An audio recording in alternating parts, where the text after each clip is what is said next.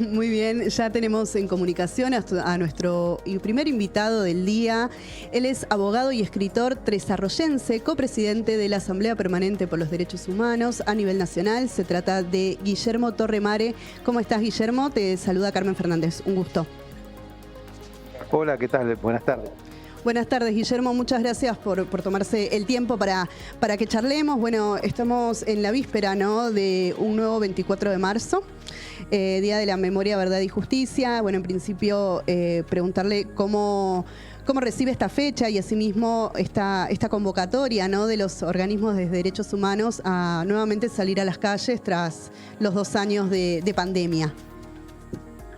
Bueno, por un lado, con la alegría de volver a reencontrarnos todos en la calle. Eso es indisimulable después de 2 años en los cuales no pudimos marchar.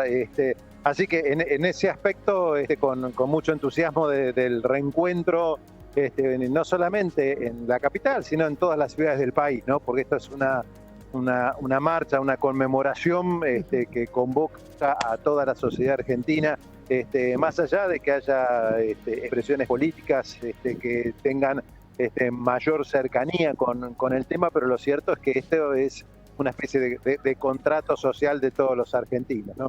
Así que en ese sentido, con mucho entusiasmo. Bueno, y con las particularidades propias de la situación que estamos viviendo, de la situación política, de la situación económica, de este intento ya de salida de la pandemia, y también con las particularidades vinculadas al juzgamiento del terrorismo de Estado, ¿no? Porque continúan los juicios, se siguen llevando a cabo, más allá del tiempo transcurrido, todavía hay mucho por juzgar, hay mucho por descubrir, hay mucho por investigar. Así que bueno, con esas particularidades afrontamos este nuevo 24 de marzo. Muy bien. Bueno, podemos decir que en los últimos años, ¿no?, con el gobierno macrista, con el gobierno del neoliberal, ¿no?, macrista, se exacerbaron de alguna forma a nivel social los discursos odiantes, negacionistas, ¿no?, incluso respecto a los abusos cometidos en la última dictadura. ¿Qué mirada tiene usted sobre este fenómeno y sobre lo que sucede, digamos, incluso en las generaciones más jóvenes? Bueno, en principio estoy de acuerdo con la afirmación que acabas de pronunciar. Los 4 años del macrismo fueron 4 años de retroceso en materia de derechos humanos en general.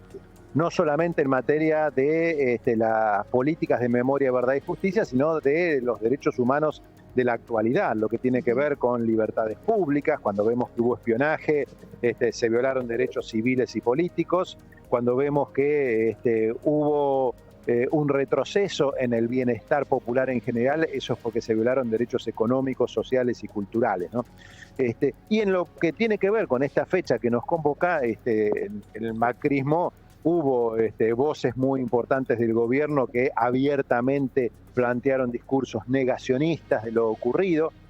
Recuerdo yo que el negacionismo es algo que en las democracias que nosotros generalmente admiramos por civilizadas y europeas, el negacionismo es algo que está penado, que se lo considera un delito.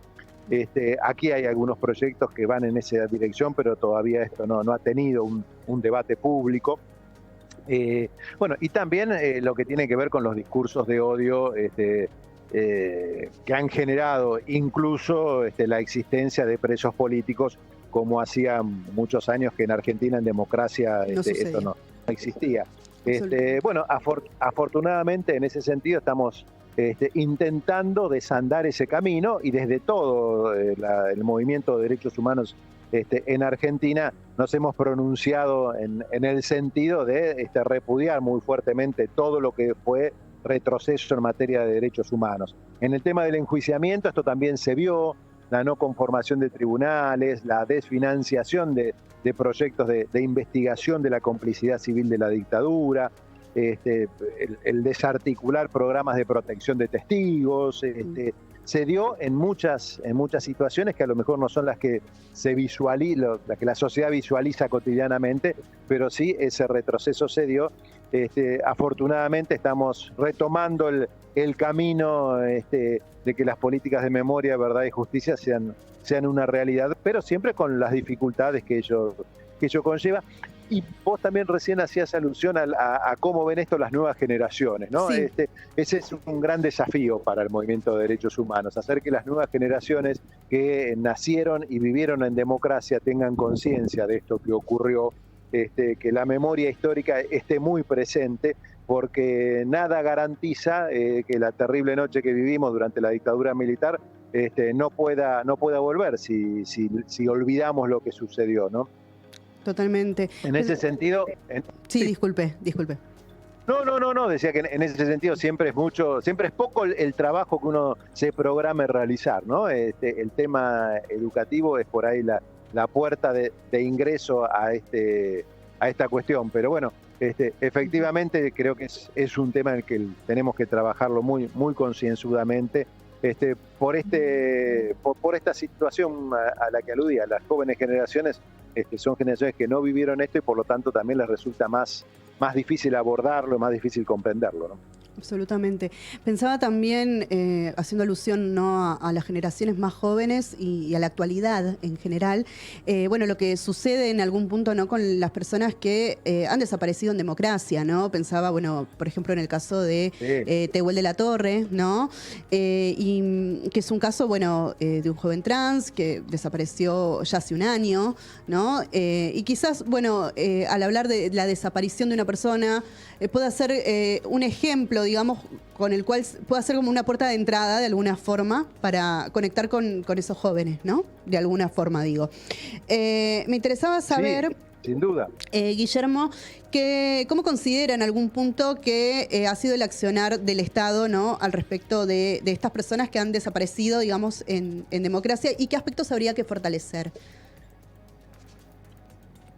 A ver, la última parte la perdí, no te estoy escuchando. No, ¿y qué aspectos habría que fortalecer en cuanto a la búsqueda, ¿no?, de estas personas?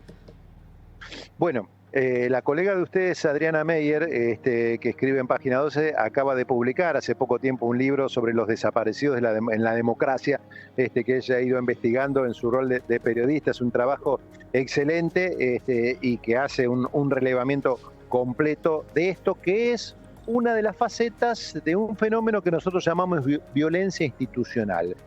Cuando el Estado, a través de sus agencias, sobre todo represivas, las fuerzas de seguridad, básicamente, las policías, tanto la Policía Federal como las policías provinciales, cometen abusos por no respetar derechos humanos y que terminan en graves daños a las personas, y uno de los más graves es el que tiene que ver con la desaparición de personas.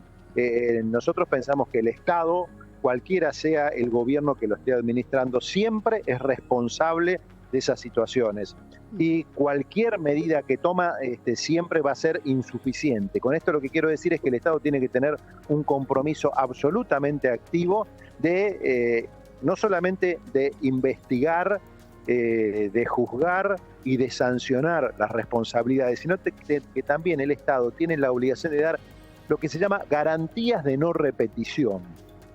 Tiene que haber un compromiso de que esas conductas que importan violencia institucional no se repitan en el futuro. Y para esto tiene que haber un adiestramiento en derechos humanos por parte de las fuerzas de seguridad, que siempre se resisten, como si los derechos humanos no las alcanzaran a ellas, ¿no? Como si fuera un discurso que conspira contra la seguridad de las personas.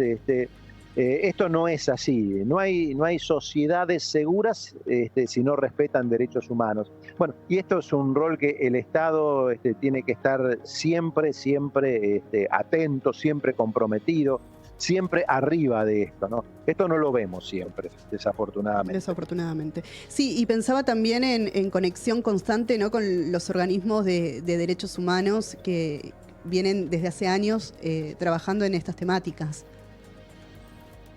Bueno, cuando recién hablaba del gobierno macrista, de esos 4 años de retroceso, de alguna manera lo que quería decir también es que el gobierno jamás recibió a los organismos de derechos humanos, el presidente nunca recibió a ninguno de los organismos, ni siquiera a alguna de las tantas personalidades que tiene el movimiento de derechos humanos en Argentina, hasta un premio Nobel, ¿no? Sí. En ese sentido, el gobierno actual es un gobierno más sensible a este tema, más amigable con los organismos. Nos ha convocado en innumerables ocasiones para discutir distintos temas, ya sea el plan estratégico de juzgamiento al terrorismo de Estado, como así también situaciones puntuales de violaciones de derechos humanos y de violencia institucional actual.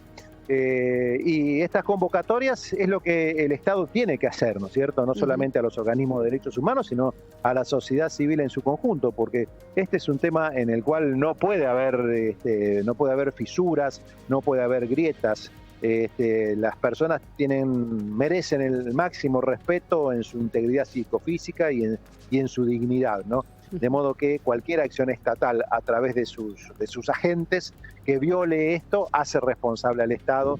El Estado, como decía, debe investigar, juzgar, sancionar y dar garantías de no repetición. Y para eso hace falta trabajo y hace falta mucha conciencia, ¿no? Esto tiene que ser un discurso unificado de la sociedad, tiene que ser un anhelo compartido de todas las argentinas y los argentinos, ¿no? Bueno, y un poco desde los organismos de derechos humanos tratamos permanentemente de ponerlo en la agenda para que esté presente esto en forma cotidiana, más allá de las conmemoraciones como la que vamos a tener mañana. Claro.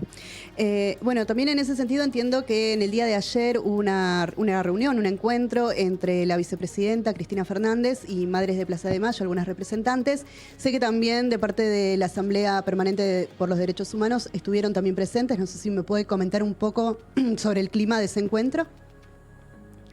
Bueno, la semana pasada el conjunto de los 13 organismos de derechos humanos históricos de la Argentina, que se nuclean en lo que llama la Mesa de Organismos de Derechos Humanos, visitó a la presidenta en su despacho del Senado. En esta ocasión la idea fue transmitirle nuestra solidaridad por el atentado que había sufrido en su despacho de Pedradas. Fue una ocasión también interesante para reflexionar sobre este tipo de temas que nos están ocupando en esta charla, ¿no es cierto? No mucho más que eso, y bueno, y visiones políticas que nunca se soslayan, porque bueno, somos militantes de derechos humanos, pero también somos militantes políticos.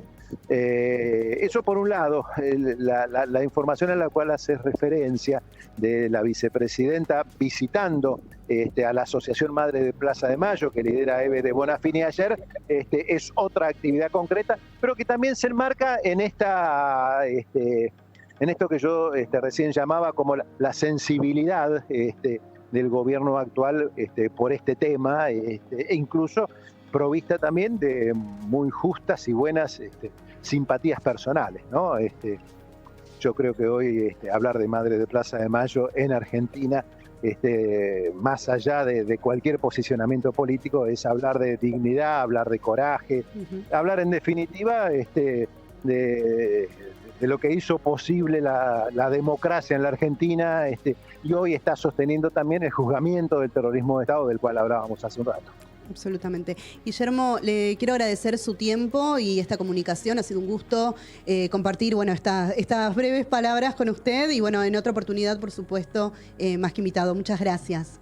No, al contrario, muy agradecido a ustedes, siempre a disposición para ocuparnos de estos temas. Un abrazo grande. Y la convocatoria a todos y a todas para mañana. Así será. Hasta luego. Muchas gracias. Muy bien. Adiós. Hablamos con Guillermo Torremare, representante, copresidente de la Asamblea Permanente por los Derechos Humanos a nivel nacional.